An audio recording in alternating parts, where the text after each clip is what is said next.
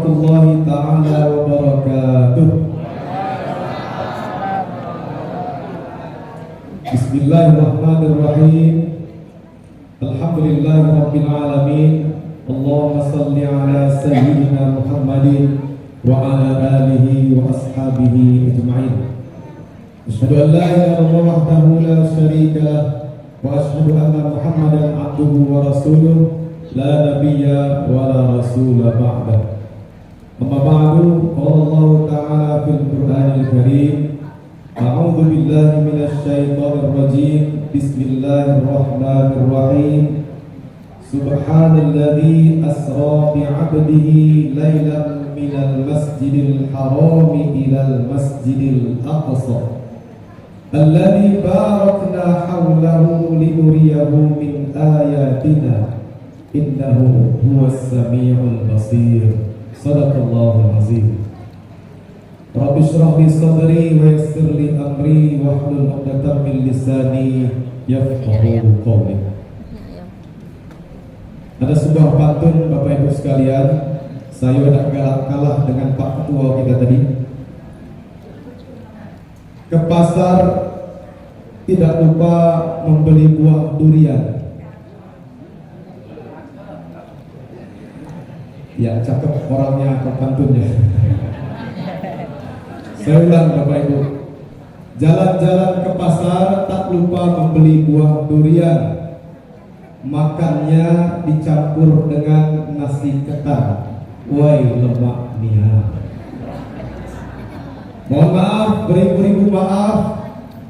Pangkat, gelar dan jabatan satu persatu tak dapat saya sebutkan. Tapi saya doakan mudah-mudahan semuanya Bapak Ibu sekalian senantiasa dilimpahkan keberkahan. Amin ya rabbal alamin. Kata ulama Bapak Ibu sekalian, hakikat berkah itu adalah ziyadatul khairi wa ta'ah, yaitu tambah baik dan tambah taat. Apa Ibu? Tambah baik dan tambah taat. Karena memang ya ada yang baik di mata manusia, dia kaya raya, baik, suka menolong dan lain sebagainya, tapi tidak sholat. Maka ini bukan hakikat berkah. Ada juga yang rajin sholat. Bulan Ramadan nanti ya full puasanya. Yang ibu-ibu full puasanya. Halangan puasa juga. Tapi ternyata sombong. Apa Bapak? Sombong. Tidak suka tersenyum. Ya. Selalu merengut kalau ketemu orang. Jadi ini juga bukan hakikat berkah. Nah Bapak Ibu sekalian, saya mengajak kita semua 3 detik saja. Coba kita senyum Bapak Ibu. Ya. Karena nampaknya banyak yang merengut nih. Apakah larut malam ngantuk? Ya, ibu sama-sama. Ya, hitungan ketiga semuanya senyum. 1, 2, 3. 1, 2, 3. Jadi kan 3 detik senyum jadi kan. Mengawali majelis kita yang mulia ini Bapak Ibu sekalian, mari kita awali dengan mengucapkan alhamdulillahirabbil alamin. Kita bersyukur kepada Allah Subhanahu wa taala atas apapun nikmat yang telah diberikannya kepada kita. Dan kita berdoa Bapak Ibu sekalian, semoga Allah Subhanahu wa taala senantiasa menjadikan tali silaturahim kita semakin erat. Kemudian rumah tangga kita Bapak Ibu ini yang sudah bersuami istri ya, mudah-mudahan semakin hangat. Anak-anak, cucu-cucu kita mudah-mudahan semakin soleh, solehah dan taat. Ma'ano amin. Cipnya. Jasmani dan rohani kita mudah-mudahan semakin sehat dan kuat. Ekonomi keuangan kita semakin meningkat. Yang tak kalah pentingnya, semoga segala hutang piutang dan cicilan segera lewat. Amin yang terakhir lebih kencang. Tanda-tanda banyak hutang. Kemudian tak lupa kita sampaikan salawat beriring salam kepada junjungan kita Nabi Muhammad sallallahu alaihi wasallam. Bapak Ibu jamaah sekalian yang dimuliakan Allah, alhamdulillah malam ini kita dapat memperingati peringatan Isra wal Mi'raj Nabi Muhammad sallallahu alaihi wasallam. Di mana peristiwa Isra wal Mi'raj ini telah terjadi beberapa abad yang silam. Walaupun saat ini Bapak Ibu sekalian kita sudah memasuki bulan Sya'ban, bahkan sebentar lagi kita akan memasuki bulan Ramadan. Mungkin ada pertanyaan, Bapak-bapak, Ibu-ibu, mau pengurus masjid nih, lewat bulan Rajab baru mengadakan Isra wal Mi'raj. Bukan Isra Mi'raj ini tanggal 27 Rajab. Mungkin ada pertanyaan seperti itu. Perlu diketahui Bapak Ibu sekalian bahwa ada seorang ulama terkenal yang bernama Syekh Sofi Rahman Al-Mubarakfuri. Beliau ini adalah seorang tokoh ulama asal India yang menjadi juara 1 tingkat dunia, menjadi penulis terbaik ya, yang menulis tentang sirah nabawiyah, yaitu sejarah perjalanan Nabi Muhammad SAW.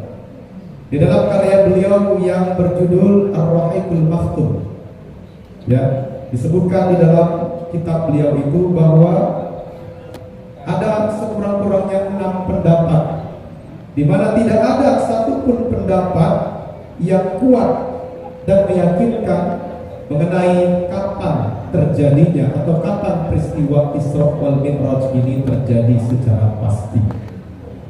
Maka Bapak Ibu sekalian, kita barangkali tidak perlu memperdebatkan atau mempersoalkannya, karena memang hal-hal yang terkait dengan angka-angka dalam fakta sejarah ini seringkali menimbulkan perselisihan atau perbedaan pendapat. Dan ini adalah suatu hal yang wajar Bapak Ibu.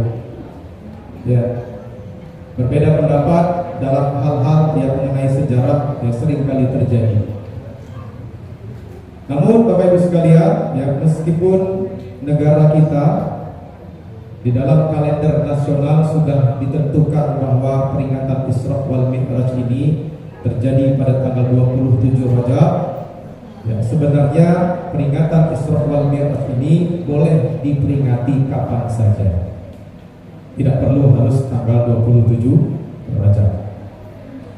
Meskipun demikian, tetap bahwa momen itu penting untuk diperingati Bapak Ibu, sebagai tazkirah, yaitu untuk memfasilitasi kita agar kita senantiasa mengingat akan peristiwa-peristiwa bersejarah penting seperti saat sekarang ini, Isra wal Mi'raj, kemudian nuzulul Quran nanti di bulan Ramadan, kemudian Maulid Nabi dan lain sebagainya. Kenapa Bapak Ibu sekalian? Kalaulah tidak diperingati, khawatir Bapak Ibu, khawatir anak-anak cucu kita dan generasi yang di masa akan datang ini akan lupa akan sejarah. Maka sekali lagi saya sampaikan Bapak Ibu sekalian bahwa memperingati peringatan semacam ini penting untuk diperingati. Namanya memperingati, diingat-ingat kembali, jangan sampai lupa. Nah Bapak Ibu sekalian yang dimuliakan Allah, Isra, kita awali dengan Isra, karena Isra wal Mi'raj ini adalah 2 peristiwa yang terjadi dalam satu waktu. Isra sebagaimana yang diungkapkan oleh para ulama, yaitu ar-rihlatul ardhiyah, perjalanan horizontal, perjalanan bumi, yaitu bahwa Nabi Muhammad SAW diisrokan, diperjalankan oleh Allah Subhanahu wa taala, di mana beliau ditemani oleh malaikat Jibril alaihissalam dan difasilitasi dengan kendaraan yang super duper canggih yang tidak pernah tertandingi ya seumur hidup manusia, yaitu yang bernama apa Ibu? Buraq. Perjalanan dari Masjidil Haram di kota Mekah ke Masjidil Aqsa di Palestina. Nah, jarak antara Masjidil Haram dan Masjidil Aqsa ini, Bapak Ibu sekalian, kurang lebih sekitar 1.500 km. Jauh. Ya. Perjalanan yang sewajarnya, yang selazimnya ditempuh dalam waktu kurang lebih 1 bulan dengan menggunakan kendaraan unta atau kuda. Karena memang di zaman itu belum ada Pajero, belum ada Lambo, apalagi pesawat. Maka Bapak Ibu sekalian, atas izin Allah Subhanahu wa taala, perjalanan yang jauh tadi hanya ditempuh dalam waktu sekejap mata saja. Subhanallah. Kemudian Mi'raj sebagaimana yang diungkapkan oleh para ulama, yaitu ar-rihlatus samawiyah, perjalanan vertikal, naik, di mana Nabi Muhammad SAW Mi'raj, naik dari perjalanan Masjidil Aqsa menuju Sidratil Muntaha, di mana Sidratul Muntaha ini berada di langit tertinggi dan kita, akal pikiran dan panca indera kita tak mampu menggapainya, Bapak Ibu sekalian. Nah, dua perjalanan yang suci dan luar biasa jauh ini hanya ditempuh dalam waktu semalam. Subhanalladzi asra bi'abdihi lailan. Maha suci Allah yang telah memperjalankan, menggerakkan hambanya yang bernama Nabi Muhammad SAW dari Masjidil Haram ke Masjidil Aqsa, kemudian dari Masjidil Aqsa naik menuju ke Sidratil Muntaha.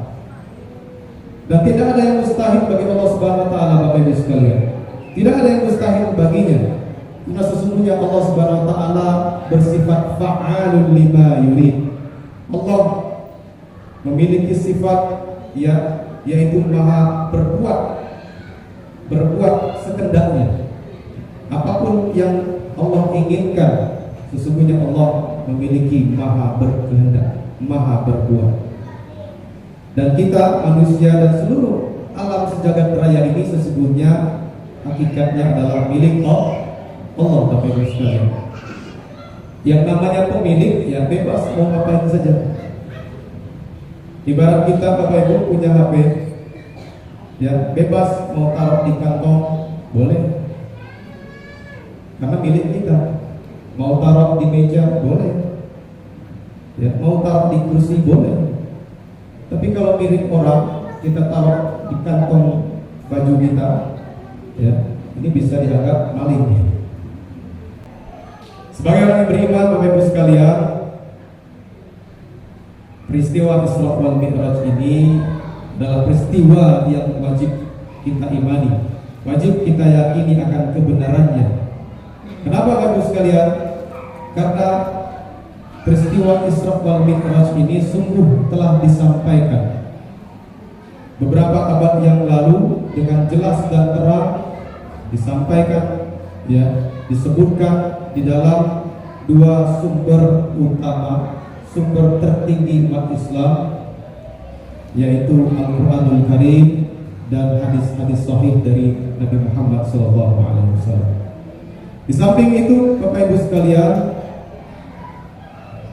yang menjadi dalil penguat untuk menambah keyakinan kita, kepercayaan kita akan peristiwa yang dahsyat ini, peristiwa yang luar biasa ini, peristiwa Isra wal Mi'raj ini, ya, di antaranya adalah bahwa di zaman terjadinya peristiwa Isra wal Mi'raj itu adalah zaman jahiliyah.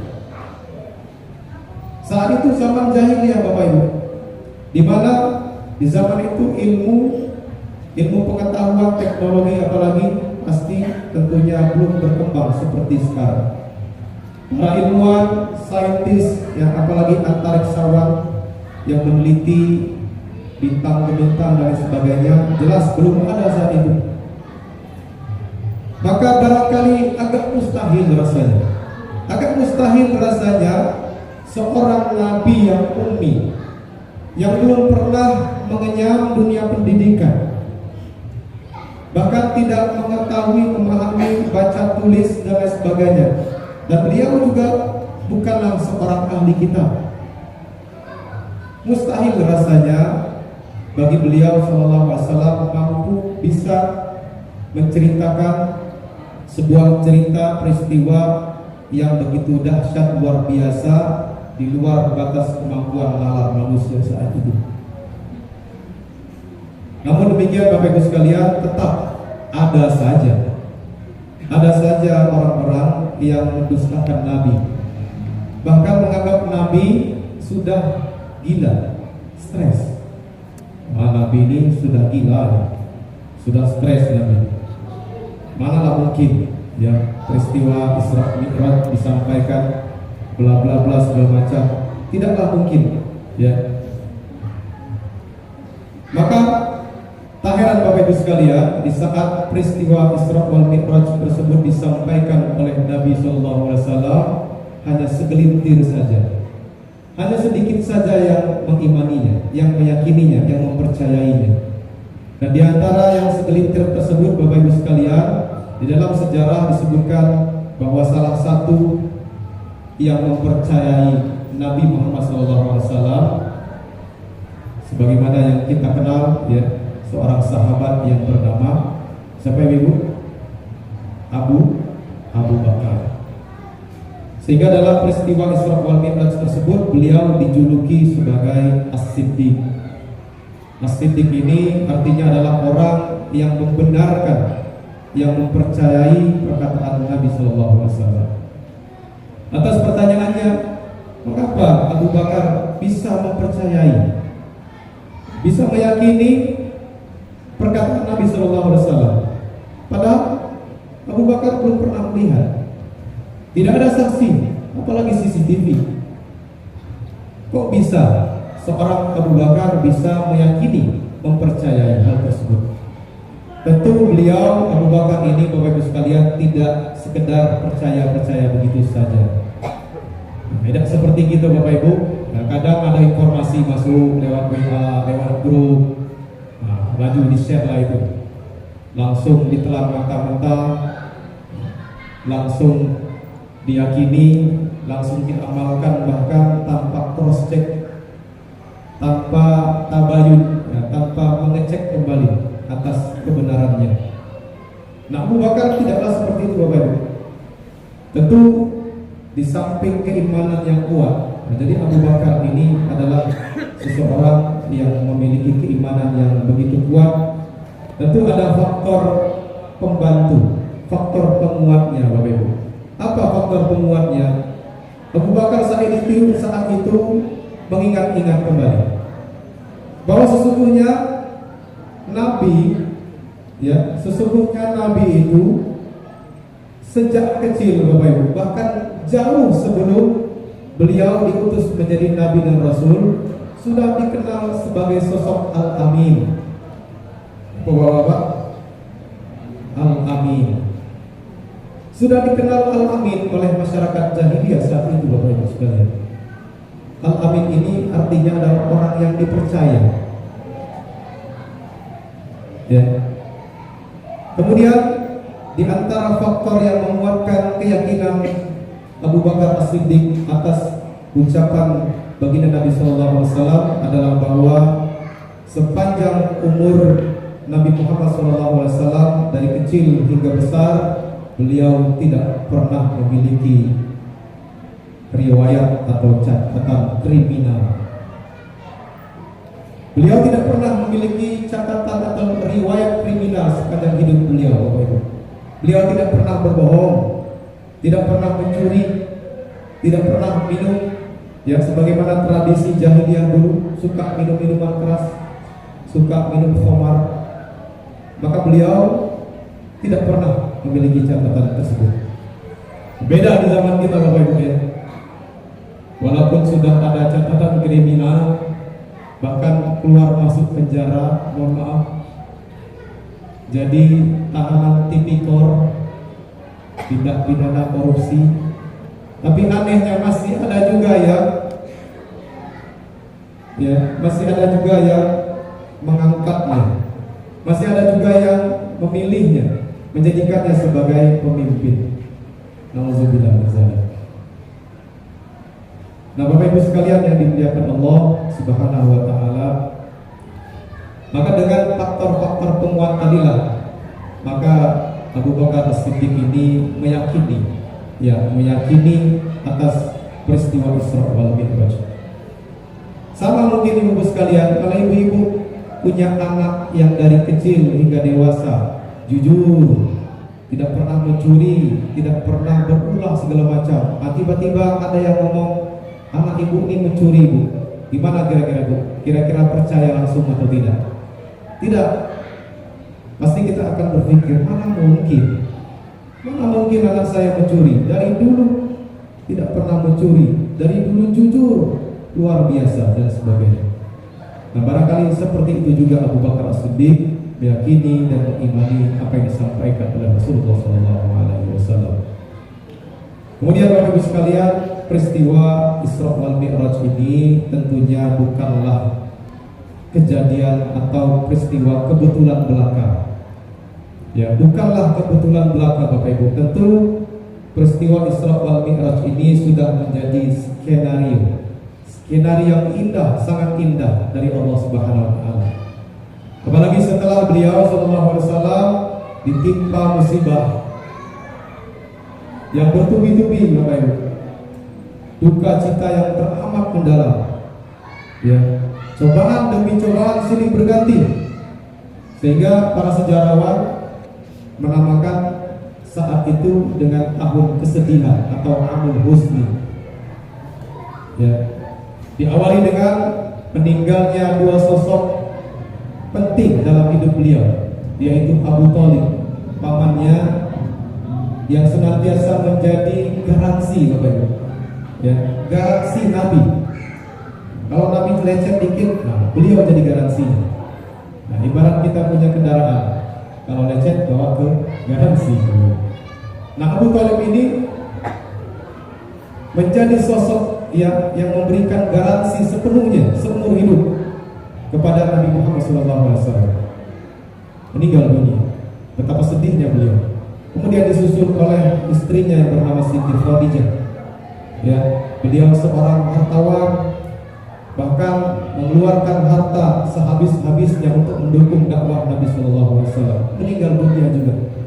Belum lagi tekanan demi tekanan, teror dari orang-orang Quraisy pada saat itu. Maka inilah Isra wal Mi'raj ini menjadi cara Allah Subhanahu wa taala untuk menyenangkan Bapak Ibu, untuk menggembirakan, menguatkan hati baginda Nabi sallallahu alaihi wasallam. Nah, ini barangkali bisa menjadi inspirasi bagi para suami. Ya. Kalau ibu-ibu nampak di rumah sudah tidak terasa. Ibu, kalau nampak ibu-ibu di rumah tidak betah, ya gelisah, banyak cucian, ibu, banyak kerjaan, masak, belum lagi ngurus anak dan sebagainya, apalah salahnya diajak sesekali ringlah, jalan. Setuju ibu? Sesekali diajak jalan. Ya, istilah orang sekarang itu healing tipis-tipis. Ya, mutar sekeliling bundaran tanda mampu jadilah. Ya, dosa jauh-jauh ke dulu. Nah, Bapak Ibu sekalian yang dimuliakan Allah, dikit lagi. Ini nampaknya udah orang-orang. Karena mulainya tadi udah lama. Peristiwa Isra wal Mi'raj ini Bapak Ibu sekalian, ya tentunya tak akan pernah kering, tak akan pernah lepas dari yang namanya hikmah dan juga pesan-pesan tersirat yang terkandung di dalam peristiwa Isra wal Mi'raj ini.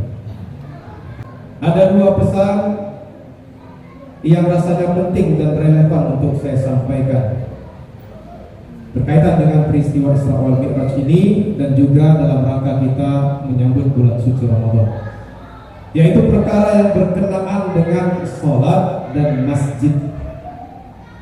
Ya, karena ini memiliki kaitan yang sangat erat dengan peristiwa Isra wal Mi'raj yang disampaikan tadi. Kita awali dengan peristiwa Isra, Bapak Ibu.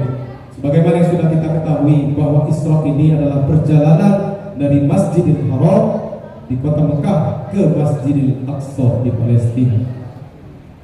Bukan perjalanan dari Gua Hira ke Bukit Tursina atau tempat-tempat yang lainnya, Bapak Ibu sekalian. Mengapa harus masjid? Mengapa harus Masjidil Haram dan Masjidil Aqsa? Ya, tentu saja Allah Subhanahu wa taala dengan maha kuasanya bisa saja sekedar hatinya ingin memperjalankan Nabi ya dari Gua Hira ke Bukit Tursina misalnya atau ke tempat-tempat lainnya. Kenapa harus Masjidil Haram dan Masjidil Aqsa? Tentunya Bapak Ibu sekalian ini menjadi isyarat bahwa sesungguhnya Allah Subhanahu wa taala sangat-sangat memuliakan masjid. Penyebutan masjid di ayat pertama surat Al-Isra ini menandakan dan menjadi isyarat bahwa betapa agungnya, betapa mulianya masjid. Dan juga masjid menjadi rumah ibadah yang suci bagi kita umat Islam. Maka dari itu Bapak Ibu sekalian, yang menjadi pesan adalah hendaknya kita juga senantiasa memuliakan masjid-masjid kita ini. Di antara sikap kita dalam memuliakan masjid yang terpenting yang sebagaimana Allah Subhanahu wa taala berfirman, innama ya'muru masajidallah, bahwa salah satu sikap yang harus kita tunjukkan dalam rangka memuliakan masjid adalah dengan memakmurkannya. Bapak Ibu, memakmurkan masjid. Pertanyaannya adalah, apakah masjid-masjid kita sekarang ini sudah makmur, Bapak Ibu?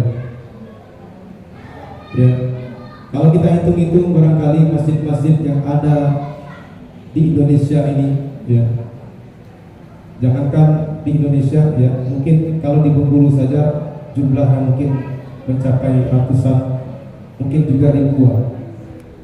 Angka yang cukup fantastis, Bapak Ibu. Tapi sebenarnya satu sisi membuat kita miris. Mengapa miris, Bapak Ibu sekalian?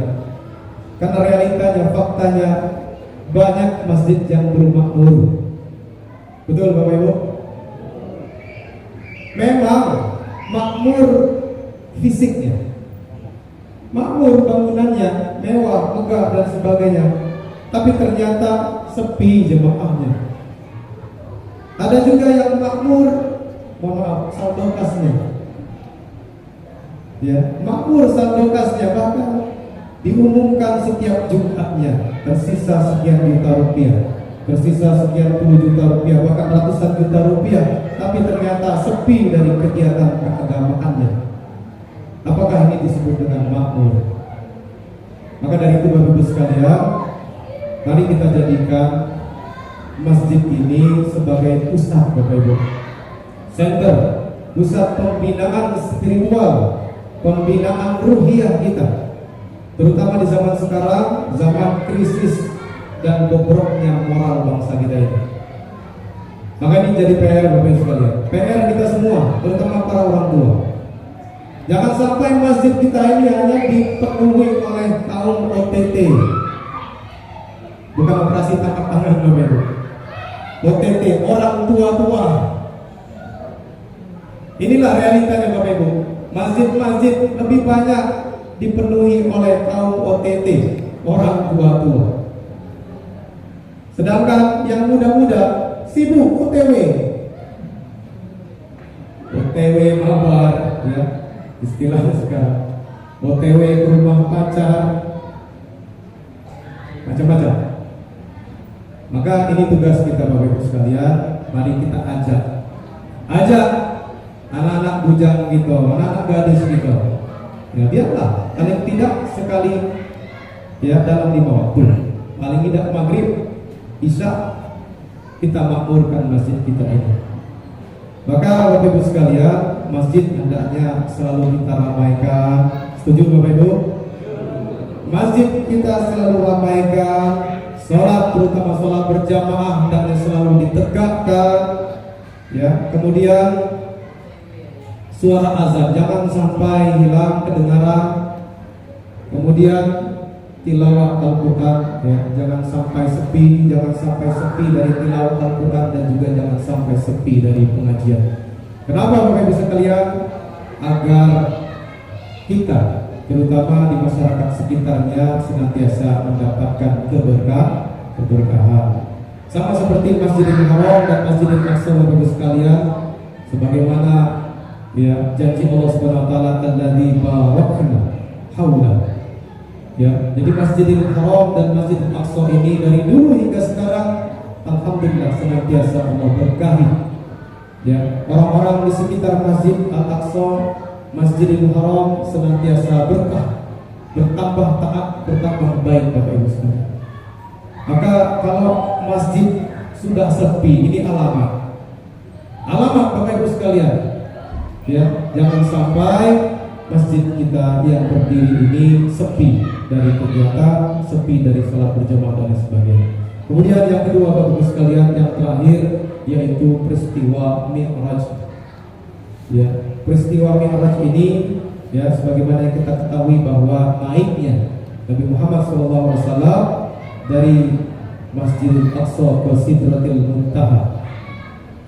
Dan dalam peristiwa Mi'raj Nabi ini tentunya sebagaimana kita ketahui melahirkan atau memunculkan perintah sholat 5 waktu.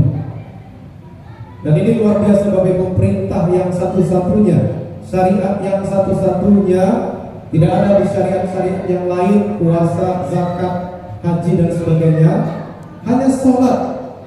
Di mana sholat ini adalah perintah syariat yang langsung diterima oleh Allah Subhanahu wa taala tanpa perantara malaikat Jibril alaihissalam.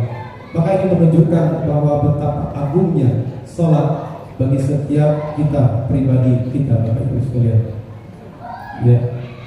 Di dalam sejarah Isra wal Mi'raj ini, bahwa Nabi SAW sempat bolak-balik Bapak Ibu, naik turun, bolak-balik menghadap Allah Subhanahu wa taala, minta dispensasi, minta kekurangan, keringanan. Dari yang awalnya 50 waktu, pada akhirnya hanya 5 waktu saja. Bahkan sempat Nabi Musa AS yang ketika Nabi Muhammad turun dan bertemu dengan Nabi Musa membujuk rayu baginda Nabi SAW. Temuilah lagi Allah, mintalah lagi keringanan. Namun apa kata Nabi? Mohon maaf wahai Nabi Musa, saya nggak mau. Jadilah 5 waktu ini. Nah, terlalu toleransi Allah, ya, sudah terlalu ringan Allah memberikan. Namun ternyata faktanya Bapak Ibu sekalian, 5 waktu ini ya kita jalani dengan berat, ya kita jalani dengan susah payah, kita jalani dengan keterpaksaan dan sebagainya. Nah, ini menjadi introspeksi bagi kita semua Bapak Ibu sekalian. Ada sebuah ungkapan, as-salatu mi'rajul mu'min. Salat itu adalah mi'rajnya orang-orang yang beriman. Ungkapan ini Bapak Ibu sekalian, kalau dikiaskan dengan peristiwa Mi'rajnya Nabi SAW, yaitu peristiwa naiknya Nabi dari Masjidil Haram ke Masjidil Aqsa ke Sidratil Muntaha, bahwa sholat ini berarti bahwa sholat itu sebagai sarana naiknya seorang hamba yang beriman bertemu menghadap Allah Subhanahu wa taala. Salat adalah mi'rajnya orang-orang mukmin. Jadi salat Bapak Ibu sekalian bisa dimaknai dengan sarana naiknya seorang hamba bertemu dengan Allah Subhanahu wa taala. Karena memang salat ini adalah sarana terhubungnya hamba dengan Allah Subhanahu wa taala, dengan Rabb-nya. Di dalam salat terdapat zikir-zikir, doa-doa, bacaan-bacaan Al-Qur'an, dan juga gerakan-gerakan, semuanya itu menjadi satu paket yang menjadi sarana berkomunikasinya kita kepada Allah Subhanahu wa taala. Maka yang dituntut saat ini Bapak Ibu sekalian adalah bagaimana kita agar melaksanakan sholat dengan khusyuk.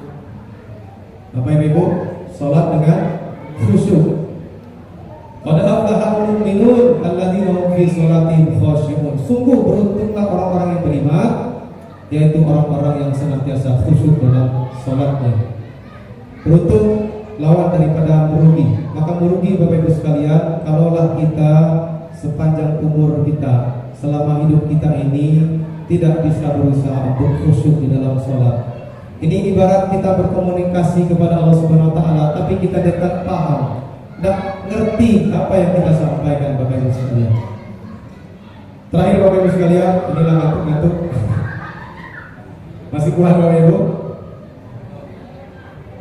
Dulu Bapak Ibu sekalian, ya, sebelum Allah Subhanahu Wa Taala mengharamkan khamar, minum-minuman keras secara tegas. Karena memang Allah mengharamkan khamar atau minuman keras ini secara bertahap. Karena memang di zaman jahiliyah itu, ya, masyarakat kaum jahiliyah pada saat itu memang hobinya mabuk. Tradisinya memang minum-minuman keras, Bapak Ibu. Maka ini menjadi suatu kebijakan dari Allah Subhanahu Wa Taala yang luar biasa untuk tidak mengharamkan khamar secara langsung. Karena kalau langsung diharamkan, wah, kaget. Apa-apaan ini, ya, kata orang-orang saat itu. Dan menjadi tantangan yang luar biasa bagi Nabi Muhammad SAW. Makanya begitu bijaknya Allah Subhanahu Wa Taala menurunkan ayat secara perlahan-perlahan, tahap demi tahap atas keharaman khamar ini. Nah, dulu Bapak Ibu sekalian, sebelum khamar diharamkan oleh Allah Subhanahu Wa Taala secara tegas, para sahabat dulu masih goyang minum, Bapak Ibu. Masih goyang mabuk-mabukan, ya. Bahkan ada sebuah kisah yang mungkin pernah kita dengar. Seorang sahabat sedang mabuk, kemudian dia sholat dan menjadi imam, Bapak Ibu. Ketika sahabat ini menjadi imam, ya, saat membaca surat-surat pendek, ya, pada saat itu diriwayatkan bahwa sahabat tersebut membaca surat Al-Kafirun. Ini insyaallah riwayat yang sahih. Karena ini menjadi asbabun nuzul, ya, sebab-sebab turunnya ayat selanjutnya.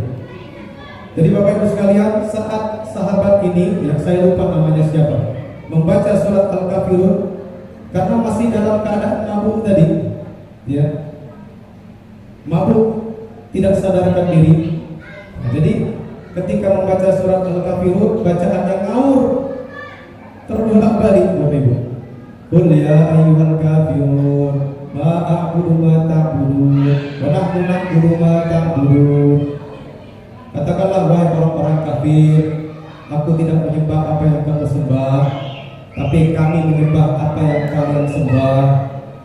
Ngawur akhirnya Bapak Ibu, fatal akhirnya.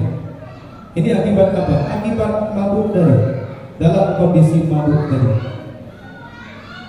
Kemudian atas peristiwa itu turunlah ayat selanjutnya.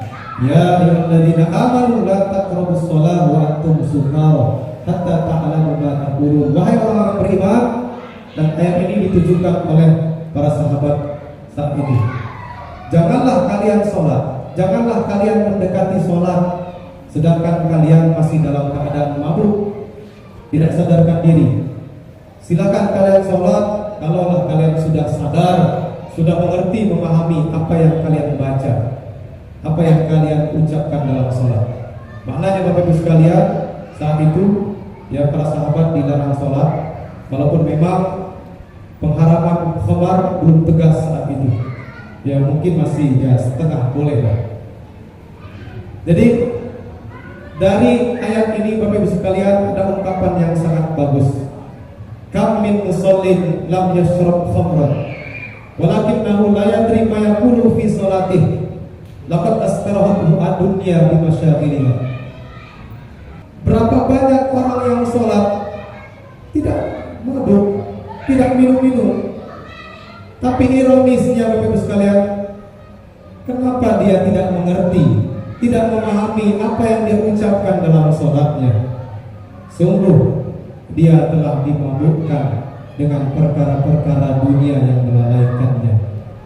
Ini menjadi cambukan bagi kita semua Bapak sekalian. Selama ini kita sholat, apakah kita sudah memahami apa yang kita ucapkan, apa yang kita baca, mulai dari takbiratul ihram sampai salam.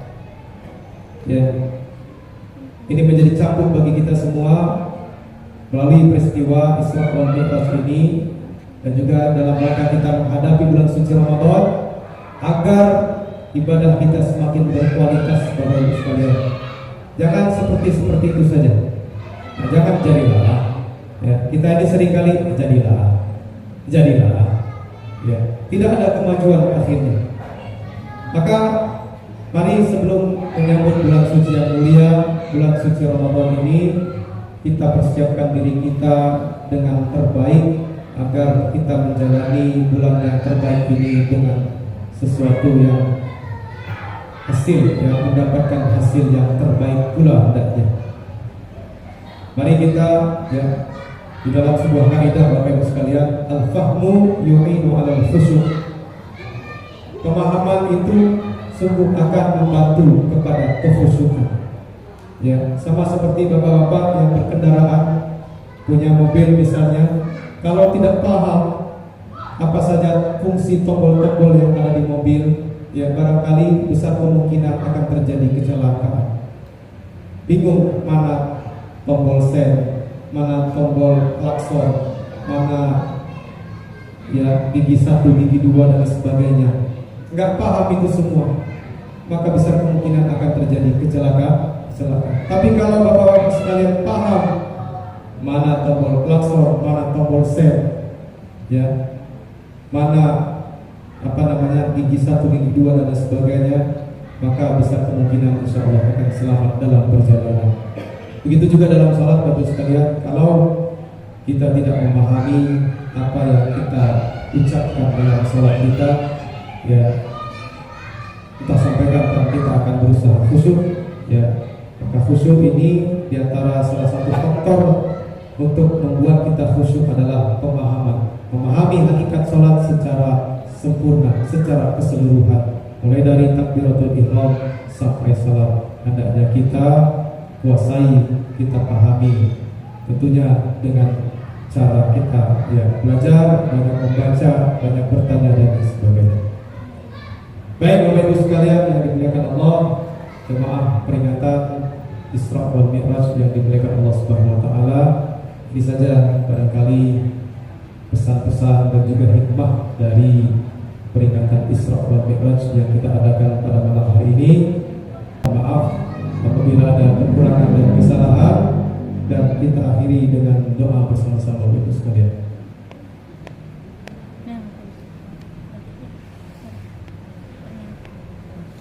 Ila hadratin Nabi Mustafa sallallahu alaihi wasallam ala hadhihi niyyah wa kulli niyyatin salihah. Al-Fatihah. Rabbana atina fid dunya hasanah wa fil akhirati hasanah wa qina adzabannar. Wassallallahu ala sayyidina Muhammadin nabiyil ummi wa ala alihi wa sahbihi wa sallam. Subhana rabbika rabbil izzati amma yasifun wa salamun ala mursalin walhamdulillahi rabbil alamin. Bapak Ibu sekalian yang dimuliakan Allah, tadi kurang, mohon maaf. Kalau ada kata-kata yang salah, ya saya mohon maaf kepada Allah, saya mohon ampun. Usikum wa nafsi bi taqwallah. Assalamualaikum warahmatullahi wabarakatuh.